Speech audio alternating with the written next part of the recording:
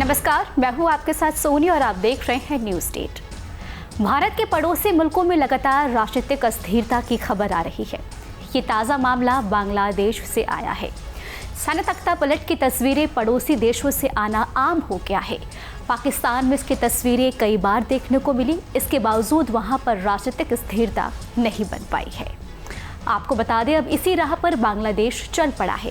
आखिर बांग्लादेश में तख्ता पलट की वजह क्या है? क्या सिर्फ शेख हसीना की सरकार से परेशान लोगों ने इसका विरोध किया, या फिर इसके पीछे किसी शक्तिशाली देश का हाथ है? क्योंकि शेख हसीना ने इस्तीफा देने और उनके बांग्लादेश छोड़ने के बाद वहां के जनरल की तारीफ एक शक्तिशाली देश ने की है। वही शेख हसीना ने करीब 2 महीने पहले ही कहा था कि बांग्लादेश और म्यांमार में कुछ हिस्सों को मिलाकर नए ईसाई देश बनाने की तैयारी है। तो क्या ये सच साबित होने वाली है? इन्हीं सब को लेकर आपको आज बताते हैं कि तख्ता पलट और उसके बाद होने वाले आकांक्षाओं की डिटेल में जानकारी।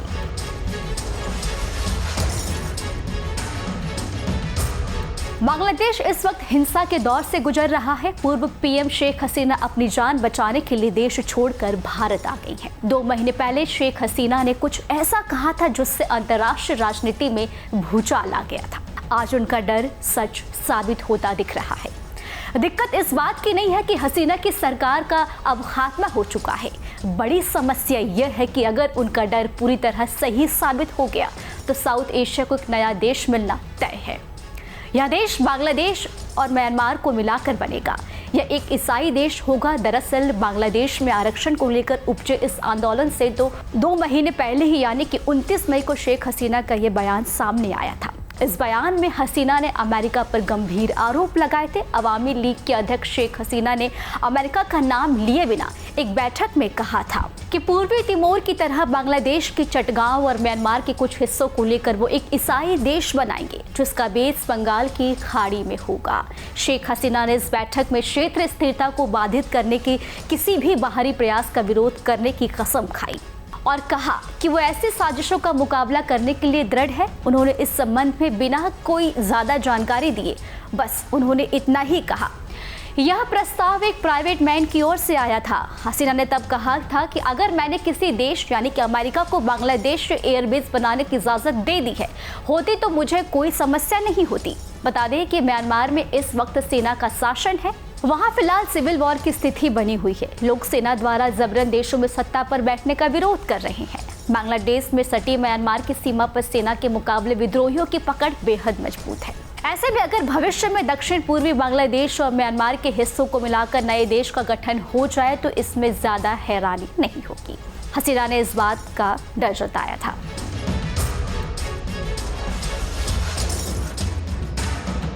जानकारी के लिए बता दें, 5 अगस्त 2024 को शेख हसीना के घर में घुसे दंगई ब्रा कपड़े और मछलियां लेकर आजादी का जश्न मना रहे थे। आप कल्पना कीजिए, अगर शेख हसीना हिंडन नहीं पहुंचती तो क्या होता। ढाका में तो जमात-ए इस्लामी के चरमपंथी काबुल वाली तस्वीर दोहरा रहे होते जब हिजबुल्लाह की हत्या पर तालिबानों ने उन्हें लैंप पोस्ट से लटका दिया था। हिंदुओं पर हमले की खबर आ रही है। बिलखते लोग सोशल मीडिया पर मारे जाने का डर जता रहे हैं। मतलब भारत ने मदद मांग रही है। हमने सच्चे दोस्त के नाते शेख हसीना की हिफाजत की है। विदेश मंत्री एस जयशंकर ने संसद के जरिए बता दिया है कि हसीना फिलहाल भारत में रहेंगी, लेकिन बांग्लादेश में हस्तक्षेप करना अलग बात है। हमें तो पहले ही इस दंगाई मानसिकता को समझना होगा। बांग्लादेश की तुलना किससे करें? श्रीलंका से, जहां किसी तरह की तस्वीरें सामने आई थी। राष्ट्रपति भवन में दंगाइयों का जश्न चल रहा था। नहीं, ये तुलना नहीं हो सकती, इसलिए कि श्रीलंका में खाने के लाले पड़े थे, पेट्रोल डीजल खत्म हो गया, पैसेंजिंग पावर खत्म हो गया, लोग सड़कों पर आ गए। लेकिन बांग्लादेश के साथ ऐसा नहीं है। शेख हसीना की नीतियों के चलते कोरोना काल में भी बांग्लादेश की जीडीपी 7% से ऊपर रही। भारत से भी ज्यादा पिछले 10 साल में लोगों की इनकम त्रिगुना बढ़ी।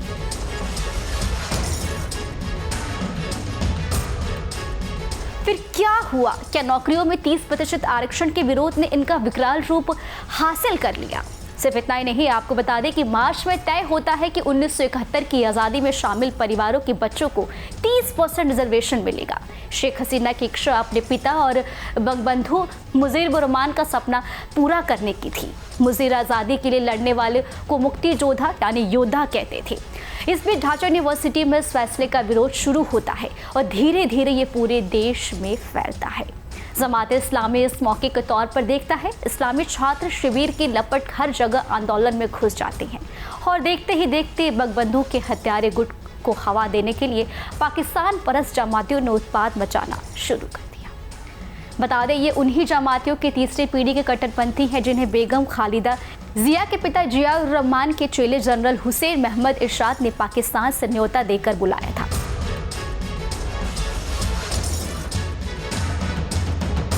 इसमें कोई शक नहीं है कि शेख हसीना माहौल भांपने में भूल कर गई। मुक्ति वाहिनी को समर्थन के बदले पाकिस्तान परस्त ब्रिगेड बनाने वालों गद्दारों को शूली पर चढ़ाने के बाद वो पहले से ही जमातियों के निशाने पर थी। इसलिए जब 21 जुलाई को बांग्लादेश सुप्रीम कोर्ट ने 30% रिजर्वेशन को घटाकर 5% कर दिया, तब भी जमात ने आग को हवा देना जारी रखा। 1 अगस्त को शेख हसीना ने जमात इस्लामी और इस्लामी छात्र शिविर को आतंकी संगठन घोषित करते हुए प्रतिबंध लगा दिया।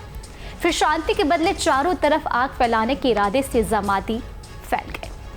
आपको बता दें असली स्टूडेंट्स यूनियन को इसका एहसास हो चुका था, लेकिन तब तक देर हो चुकी थी।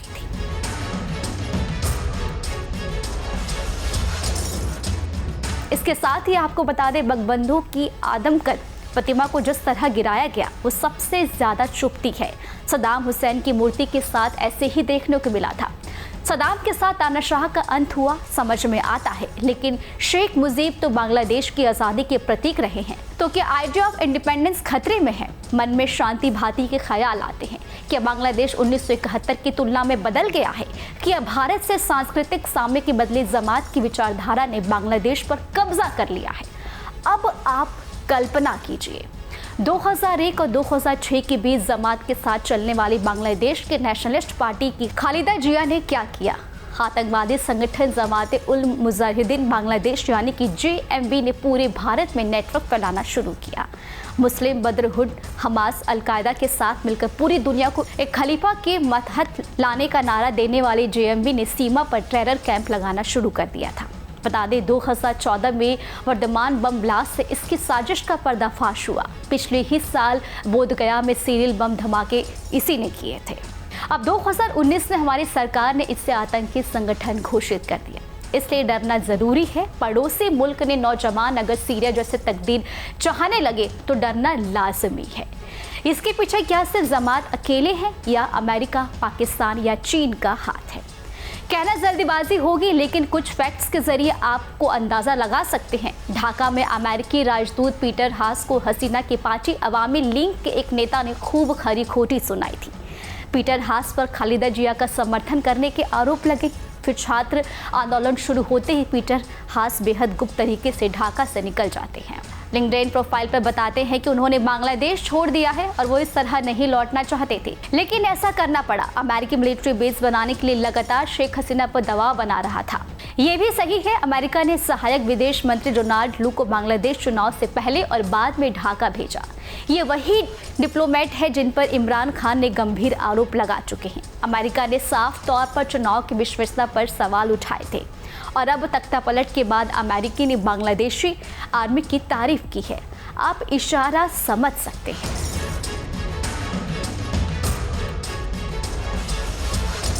अब बांग्लादेश की नई सरकार हसीना की तरह भारत के साथ दोस्ताना रिश्ता जारी रखती है या फिर रुख बदलता है, देखना होगा। लेकिन हमारी चुनौती बढ़ गई है। पाकिस्तान और चीन के साथ सीमा पर हालात गर्म है। मालदीव के मोइजिज भी उलट चाल चलने लगे थे, लेकिन अब वो रास्ते पर आ गए हैं। हम लोग सावे के बावजूद मालदीव की सही सलाह देना जारी रखा। श्रीलंका के इकोनॉमिक सपोर्ट को देकर संकट से निकलने में मदद की। दलदल में फंसे नए पड़ोसी के लिए हमें नया अप्रोच रखना चाहिए। हसीना की गलतियों को दूर करना और वहां नई सरकार का काम है।